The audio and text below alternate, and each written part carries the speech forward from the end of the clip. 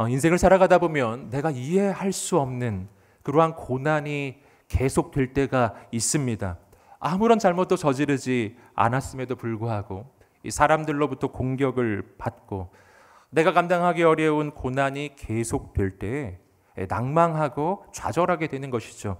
오늘 이 본문의 말씀에서 사도 바울이 바로 그러한 고난을 당하고 있습니다.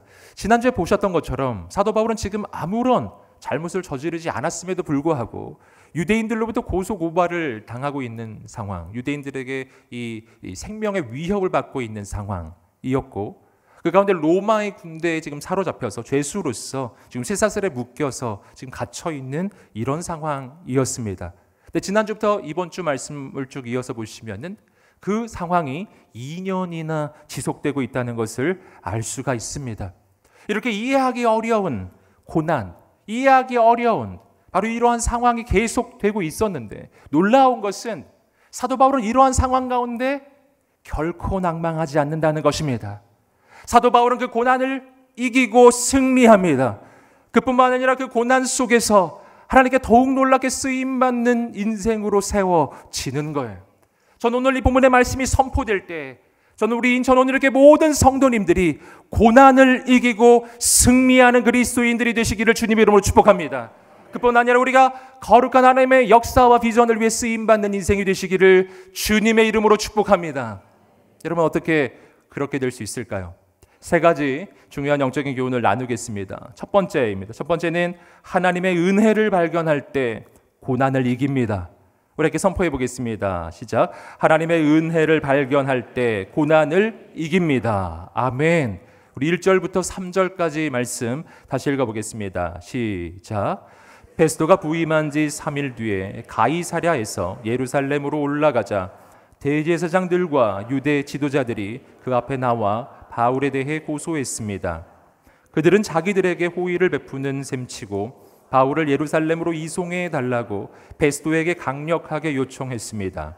이송 도중 매복하고 있다가 그를 죽이려고 준비하고 있었던 것입니다.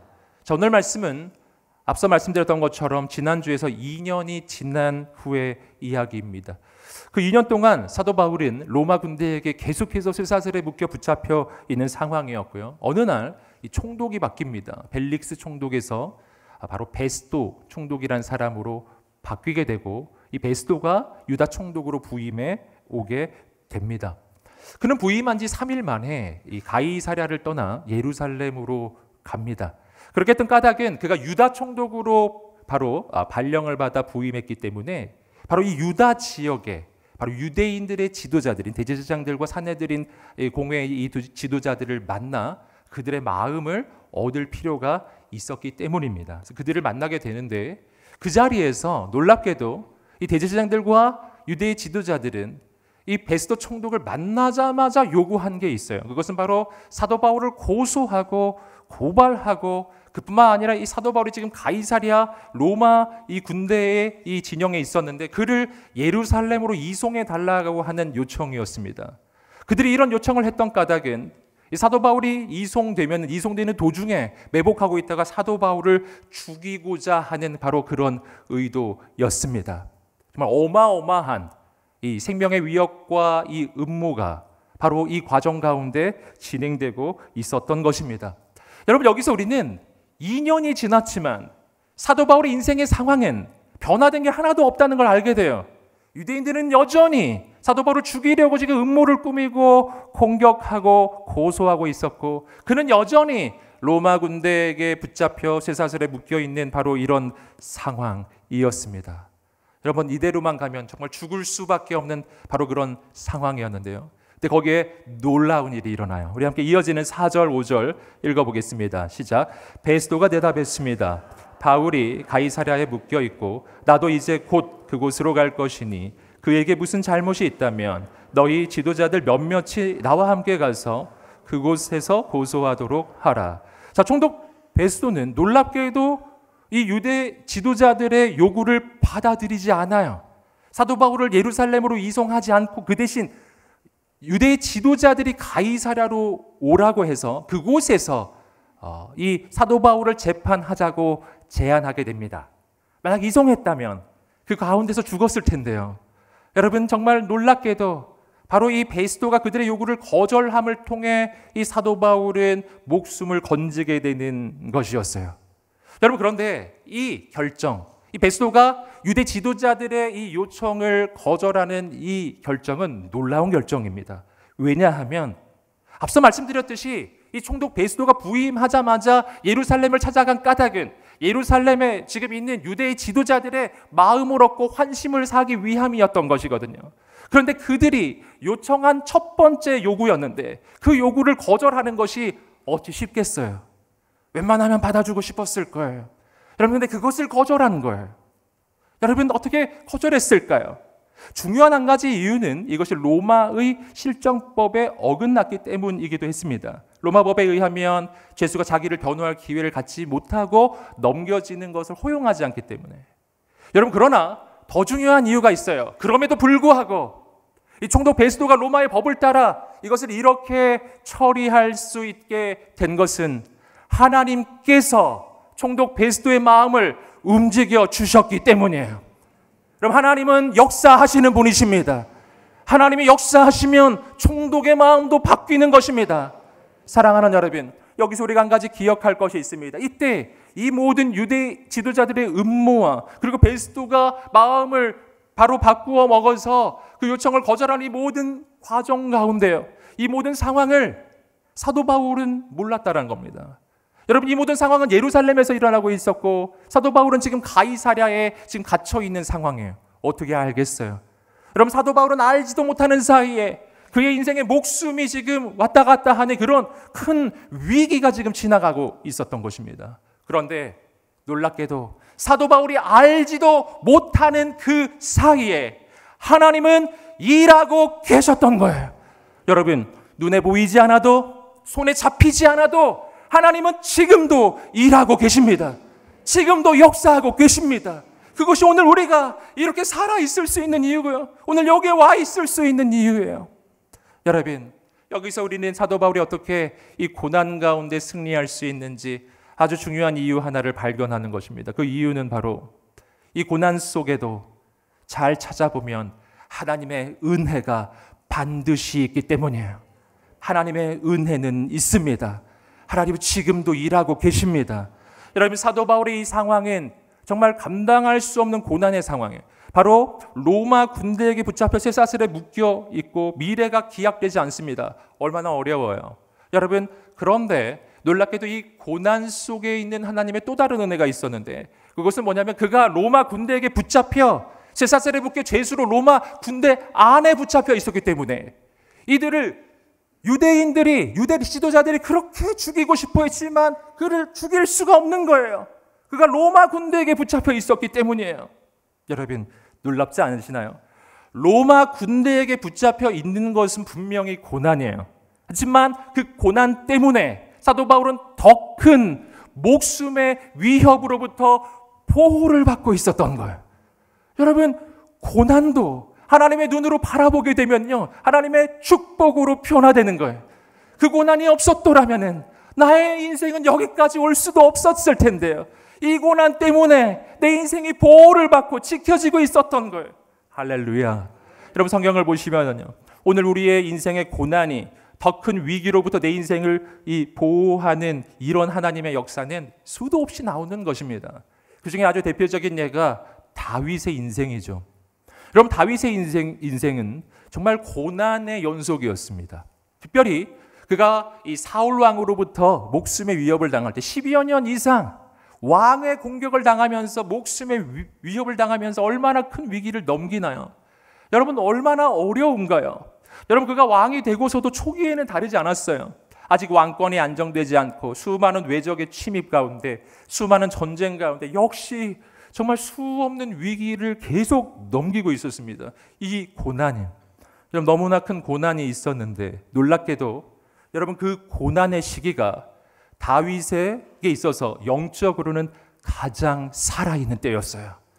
여러분 고난이 있기 때문에 다윗은 기도하는 사람이 되었고 고난이 있기 때문에 그는 최고의 예배자가 되고 가장 하나님을 갈망하는 사람이 되고 날마다 엎드리는 사람이 되고 주의 음성을 듣는 사람이 되는 거예요. 여러분, 그렇기 때문에 그 고난 속에 그는 기도하였고, 그래서 그는 하나님의 역사를 경험했던 것입니다. 여러분, 고난은 하나님의 놀라운 축복의 방법이에요. 여러분, 오늘 이 다윗의 인생 가운데 진짜 위기는 언제였는가? 고난이 있을 때가 아니었다고요. 고난이 없을 때가 더 큰 위기였습니다. 여러분, 왕권이 안정이 되고 모든 것이 평안해졌을 때, 여러분, 아무런 문제가 없어지고 고난이 사라졌을 때 어떻게 됐을까요? 그는 영적으로 나태해졌고, 그리고 그는 이 성적인 유혹 앞에서 바로 무너졌어요. 그가 저질렀던 성적인 죄악이 얼마나 큰 대가를 치루었는지. 여러분, 그의 인생에, 그의 자녀들에게, 그리고 나라가, 백성들이 어마어마한 대가를 치루었습니다. 여러분, 실은 다윗의 인생에 고난이 있던 때가, 그가 더 큰 이 유혹과 그 위기로부터 그의 인생을 보호를 하고 있었던 때라는 것입니다.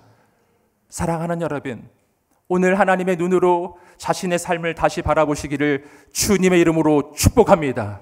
여러분, 하나님의 눈으로 바라보면 고난 가운데 있는 하나님의 놀라운 은혜를 발견하게 될 것입니다.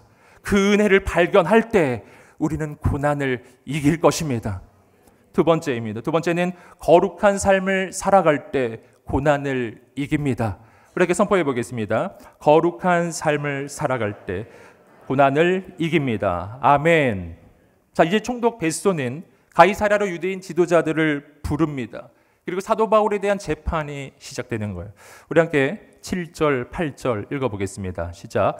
바울이 나타나자 예루살렘에서 내려온 유대 사람들이 그 곁에 둘러서서 여러 가지 중한 죄목으로 그를 고소했습니다. 그러나 죄를 입증할 만한 증거는 되지 못했습니다. 그러자 바울이 자신을 변론했습니다. 나는 유대 사람의 율법이나 성전이나 가이사에게 죄 지은 것이 전혀 없습니다. 아멘. 여러분, 재판이 시작되고 유대의 지도자들은 여러 가지의 중한 죄목으로 그를 고소합니다. 그런데 중요한 것은 그들을 고소하기는 했지만 그 죄를 입증할 만한 증거는 아무것도 가져오지 못했다는 것이었어요. 오히려 사도 바울은 자신에 대해서 변론하면서 분명하게 이야기합니다. 그의 이 증거는 3번이나 반복되는데요. 어떻게 이야기하는가? 바로 유대의 율법으로나 가이사 앞에서나, 즉 로마의 법으로나 나는 죄가 없습니다. 여러분, 분명한 선포가 계속돼요. 유대의 율법으로도 로마의 법으로도 나는 죄 지은 것이 없습니다. 나는 무죄합니다. 이것을 담대하게 이야기를 합니다. 여러분, 여기서 우리는 사도 바울이 어떻게 고난을 이길 수가 있는지 아주 중요한 또 한 가지 이유를 발견합니다. 그것은 바로 그는 거룩한 삶을 사는 사람이었기 때문이에요. 여러분, 그는 얼마나 거룩했는가? 그의 대적들이 그의 인생에서 죄를 찾아내려고 그렇게 아무리 애를 써도 찾아내도 찾을 수 있는 죄가 없는 사람인 거예요. 여러분, 그는 정말 무죄한 사람이었어요. 여러분, 만약에 사도 바울이 그런 사람이 아니었다면요, 그의 인생에 죄가 있었다면, 찾아보니 정말 어마어마한 문제가 있는 사람이었다면 어떻게 됐을까요? 여러분, 그러면 그의 인생은 무너졌을 것입니다. 그럼 그 고난을 이길 수가 없었을 거예요. 여러분, 그러나 그는 정말 무죄했기 때문에, 그는 정말 거룩했기 때문에 악한 대적들이 그렇게 공격하려고 하는데 도무지 공격할 근거를 찾을 수가 없고, 그러므로 그 고난 가운데 그는 그 고난을 이기고 그 고난을 돌파해 내는 거예요. 사랑하는 여러분, 이러한 거룩한 삶은 하루아침에 이루어지는 게 아닙니다. 이것은 매일매일 오늘 우리가 거룩의 결단을 하고 거룩한 선택을 하는 그 삶이 매일매일 이어지고 그 삶이 쌓여졌을 때요, 여러분, 그때 오늘 어느 날 인생의 위기와 고난이 찾아왔을 때 바로 그 거룩이 고난을 이기는 것입니다. 사랑하는 여러분, 저는 오늘 우리 인천원일교 모든 성도님들이 하나님 앞에 거룩한 인생이 되시기를 주님의 이름으로 축복합니다.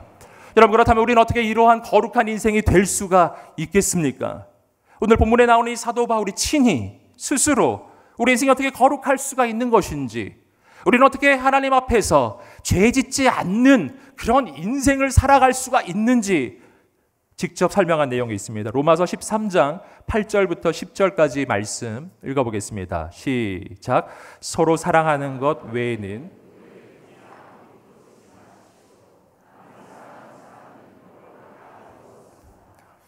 간음하지 말라, 살인하지 말라, 도둑질하지 말라, 탐내지 말라라고 하는 계명과 그 밖의 다른 계명이 있을지라도 이 모든 계명들은 내 이웃을 내 자신과 같이 사랑하라라고 하는 이 말씀 가운데 다 요약돼 있습니다.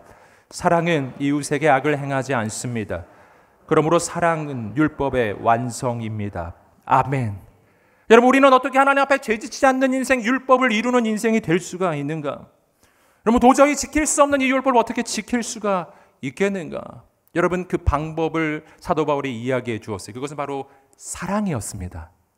여러분, 오늘 본문의 말씀에서 이 사도 바울은 율법의 가장 대표적인 예를 들어주고 있습니다. 그것은 바로 십계명이죠. 십계명에 나오는 인간 관계에 대한 이 계명들, 간음하지 말라, 살인하지 말라, 도둑질하지 말라, 탐내지 말라, 바로 이러한 계명들을 지금 예로 들고 있습니다. 바로 이런 계명들을 만약 내 힘과 내 노력으로, 내 의지로 이것을 지키려고 애를 쓴다면 우리는 지킬 수가 없는 거예요. 내 힘으로는 할 수가 없는 거예요.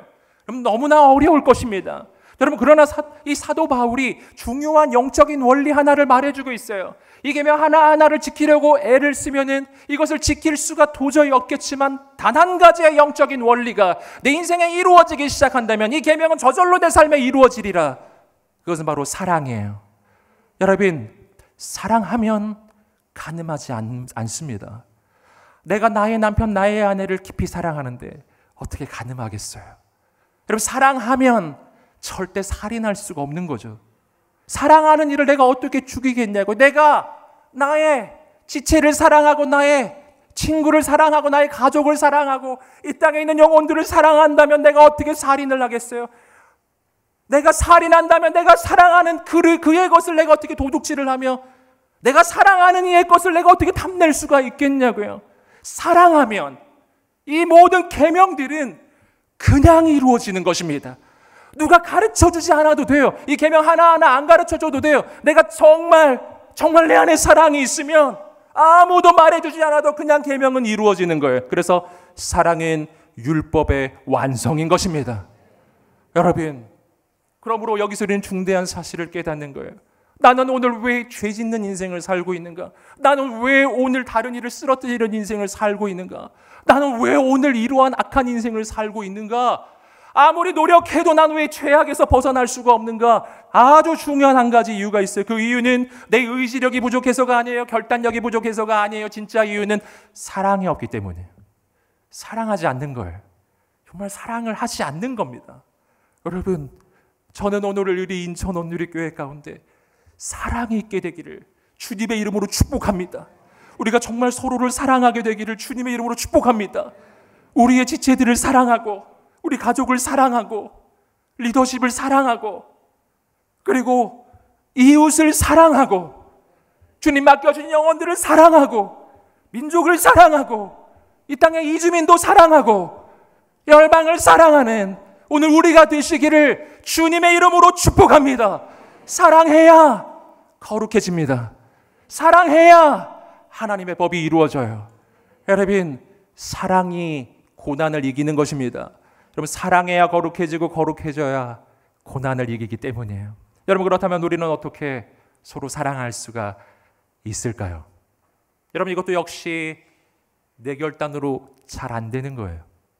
여러분, 우리가 누군가를 사랑하려고요, 이 사람을 계속 묵상해 보는 거예요. 이 사람에게 사랑할 만한 이유가 있는지 계속 묵상을 해보고 묵상을 해보면 결론이 뭔지 아세요? 사랑을 못하겠다는 거예요. 아무리 묵상을 해봐도 사랑하려고 사람을 이렇게 계속 묵상하면 사랑 못할 이유가 얼마나 많은지 안 되겠다. 도저히 못하겠다. 사람을 묵상할수록 화가 나고 분해지고 도저히 그냥 참을 수가 없게 되는 거예요. 어떻게 사랑할까요? 어떻게 사랑할 수가 있는 거예요? 여러분, 사람을 바라보면 사랑할 수가 없는 겁니다. 예수님 보셔야 합니다. 예수님 보셔야 돼요. 예수님을 묵상해야 돼요. 이걸 바라보셔야 돼요. 예수님이 날 어떻게 사랑해 주셨는지를 묵상해야 돼요. 나는 어떤 사람인가요? 내가 사랑할 수 없다고 생각하는 그 사람에 비해서 나는 어떤 사람일까요? 그럼 나도 사랑할 수 없는 사람이에요. 성경은 내 인생의 본질을 이렇게 말해줘요. 하나님과 원수되었던 자예요. 난 하나님의 원수예요. 난 죽을 수밖에 없는 죄인이에요.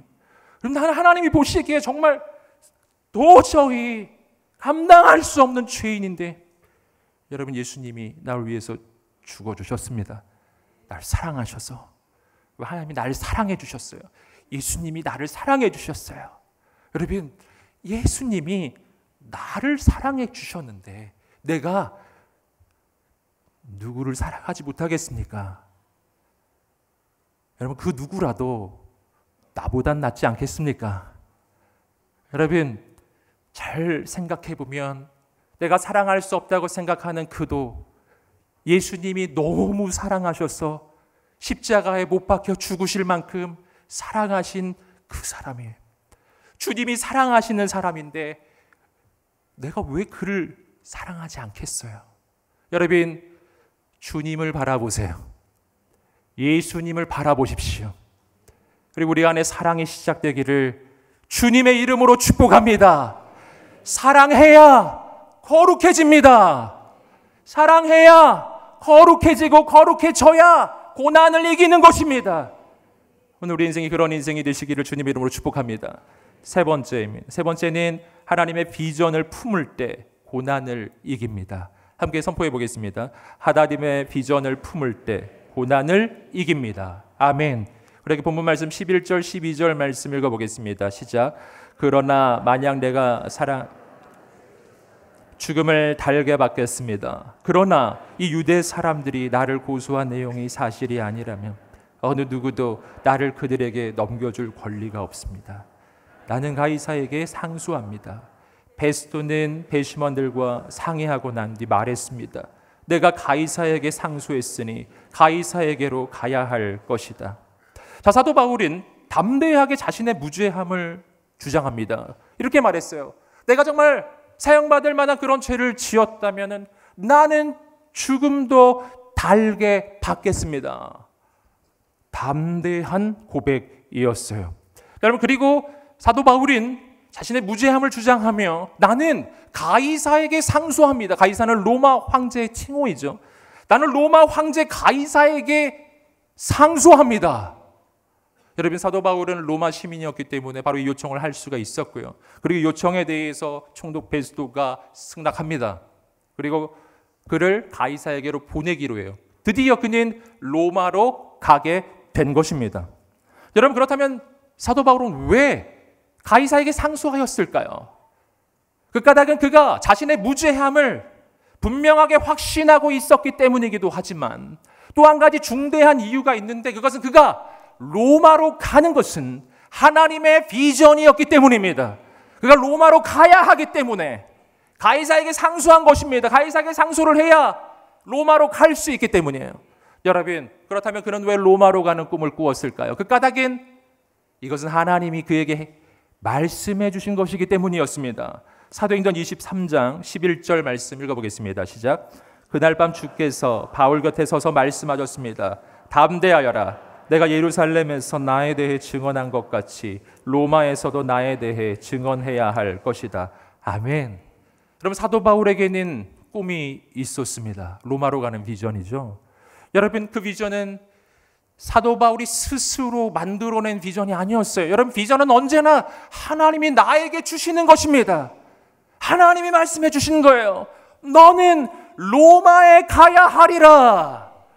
너는 여기가 아니라 로마에 가서 그곳에서도 복음을 전하여야 하리라. 여러분, 그 당시에 로마는 바로 세계 최강의 최대의 제국, 로마 제국의 중심, 바로 로마라는 도시죠. 여러분, 바로 그곳에서, 세상의 중심이라고 여기는 그곳에서 복음을 전하고 로마 황제 앞에서 복음을 전하는 이러한 하나님의 꿈과 비전을 하나님께서 이 사도 바울에게 심어주셨고, 사도 바울은 그 비전을 품었기 때문에 가이사에게 상소한 것입니다. 여러분, 여기서 우리는 사도 바울이 어떻게 이 고난을 이기는지를 발견하는 거예요. 사도 바울은 눈앞에 있는 고난을 묵상하는 인생이 아니라, 눈앞에 있는 고난을 바라보는 인생이 아니라, 그 고난과 비교할 수 없이 크고 높은 하나님의 비전을 바라보는 사람이었어요. 여러분, 그 비전을 바라보기 시작할 때 이 고난은 문제가 아니기 시작하는 거예요. 마치 뭐와 같은가? 올림픽을 준비하고 있는 이 국가대표 선수가 있다고 생각해 보세요.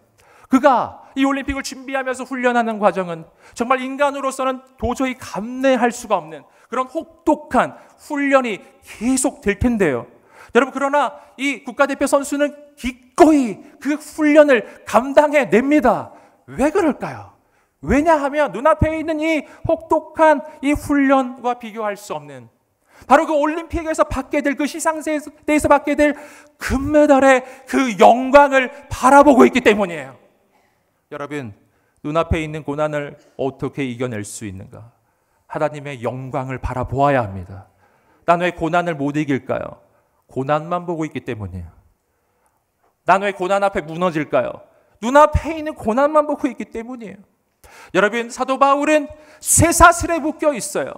유대인들의 살해의 위협을 당하고 있어요. 여러분, 그런데 그런 것이 사도 바울을 흔들 수가 없는 것입니다. 그는 지금 몸은 쇠사슬에 묶여 있었지만, 그러나 그의 시선은 로마를 향해 가 있는 겁니다. 그의 마음은 온 세상을 품고 있는 거예요. 그는 가두어도 가두어지지 않는 사람이에요. 그는 묶여 있어도 묶여지지 않는 사람이에요. 여러분, 그는 눈앞에 있는 쇠사슬이 전혀 문제가 되지 않아요. 하나님의 꿈이 있기 때문에, 하나님의 비전이 있기 때문이에요. 여러분, 오늘 우리에게 하나님의 꿈이 있게 되기를 주님의 이름으로 축복합니다. 바로 영혼 구원의 꿈이에요. 하나님 나라의 비전입니다. 여러분, 사도 바울은 어떻게 이 비전을 품을 수 있었죠? 앞서 말씀드렸듯이 스스로 만들어낸 게 아니에요. 하나님의 음성을 듣기 때문이에요. 매일매일 주님을 만나고 매일매일 주의 음성을 듣는 사람은 하나님의 비전을 품게 되는 줄 믿습니다. 사랑하는 여러분, 우리인 전원우리교회 모든 성도님들이 하나님의 꿈과 비전을 품게 되기를 주님의 이름으로 축복합니다. 바로 지상명령, 예수 그리스도의 대위임령, 땅끝까지 나아가 복음을 증거하는, 영혼을 구원하는 하나님의 꿈, 하나님의 비전을 우리 모두 다 품게 되기를 주님의 이름으로 축복합니다. 제가 청년부 사역을 할 때 패러글라이딩을 한 적이 있습니다. 할렐루야. 해보신 적 있으신가요? 패러글라이딩. 제가 그걸 했던 이유는 뭐 좋아해서 그런 건 아니고, 저는 원래 높은 데 올라가는 걸 무서워해요. 약간의 고소공포증이 있어요. 하지만 정말 큰 맘 먹고 용기를 내가지고 패러글라이딩을 했던 거거든요. 뭐 이유는 청년들을 좀 즐겁게 해주려고. 그래서 패러글라이딩 타면서 이 영상 찍고 막 그랬었거든요. 그래서 패러글라이딩을 했는데, 패러글라이딩 타고 이렇게 기류를 타고, 이 패러글라이더가 기류를 타고 저 하늘을 향해 날아오르기 시작하는 거예요. 여러분, 그렇게 날아 올라가니까, 원래 패러글라이딩 하려면 높은 산으로 올라가야 되거든요. 그 산에서 이제 점프를 하는 건데, 근데 그렇게 높아 보였던 산이 이 기류를 타고 이 패러글라이딩 하면서 하늘 높이 올라가기 시작하니까 그 산이 너무 낮아 보이는 거예요. 그리고 그 산을 넘어서 정말 지평선이, 저 수평선이 저 멀리가 보이기 시작하는 겁니다. 여러분, 우리의 영적인 생활이 마치 이와 같은 거예요. 오늘 우리가 이 땅에 발을 딛고 살아갈 때 그냥 인간의 눈으로만 바라보면 고난의 산이 너무 높아 보이는 거예요. 내 힘으로는 도저히 저 산을 오를 수가 없어요. 여러분, 그런데 그 산을 넘어갈 수 있는 방법이 있어요. 그것은 바로 성령의 바람을 타고 저 하늘 높이 비상하는 것입니다. 날아오르는 거예요. 여러분, 내 발로 올라가는 게 아니에요. 성령의 바람을 타고 날아오르기 시작하는 겁니다. 성령의 바람을 타고 우리 인생이 날아오르기 시작할 때 우리의 눈은 열리게 되고 고난의 산을 넘어서 하나님의 비전을 보게 될 줄 믿습니다. 여러분, 오늘 우리가 하나님의 눈이 열려지게 되기를 주님의 이름으로 축복합니다. 오늘 우리가 하나님의 꿈을 품게 되기를 주님의 이름으로 축복합니다. 성령의 바람을 타고 날아오르는 하나님의 사람들이 되시기를 주님의 이름으로 축복합니다. 성령의 바람을 타고 땅끝까지 나아가는 우리 인천 온누리교회 모든 성도님들이 되시기를 주님의 이름으로 축복합니다. 그때부터 고난은 아무것도 아닌 거예요. 고난이 어떻게 나를 막겠습니까? 하나님이 나와 함께 하시는데 하나님과 함께 가는 것입니다. 할렐루야. 사도 바울은 그런 꿈을 꾸고 있는 거예요. 사랑하는 여러분, 오늘 우리가 바로 이런 하나님의 꿈과 비전을 품고 고난을 이기고 승리하게 되시기를 주님의 이름으로 축복합니다. 함께 기도하겠습니다. 기도하면서 나갈 때 하나님 아버지, 오늘 우리가 고난을 이기는 인생이 되게 하여 주시옵소서. 고난 중에도 하나님의 은혜를 보게 하여 주시고 거룩한 삶을 살게 하시고 하나님 놀라운 비전과 꿈을 보게 하여 주시옵소서. 우리 하나님 앞에 두 손을 들고 주여 한번 외치며 기도하겠습니다. 주여! 할렐루야. 하나님 아버지, 역사하여 주옵소서. 하나님의 놀라운 일을 이루어 주옵소서. 신실하신 하나님 행하여 주시옵소서. 성령의 바람이 불어와 오늘 우리 인생이 비상하게 하여 주시옵소서. 오 하나님 아버지, 고난 가운데 하나님의 시선으로 하나님 내 모든 삶을 바라볼 때 하나님의 역사를 보게 하옵소서. 하나님의 꿈을 품게 해주십시오. 비전을 품게 해주십시오. 하나님의 역사를 이루어 주옵소서. 우리를 통해 행하소서. 인천 온누리교회를 통하여 이러한 주님의 꿈과 비전이 다 이루어지게 하옵소서. 고난을 넘어 승리케 하옵소서. 우리가 사랑하게 하옵소서. 사랑하는 주님 감사합니다. 아버지, 고난 가운데 하나님의 눈을 열어 주셔서 하나님의 그 은혜를 보게 하옵소서. 오 주님, 하나님의 꿈과 비전을 품게 해주십시오. 사랑하게 해주십시오. 오 하나님 아버지, 하나님의 그 성령의 바람을 타고 우리 인생이 땅끝까지 가게 하여 주시옵소서. 감사하며 예수님의 이름으로 기도드렸습니다. 아멘.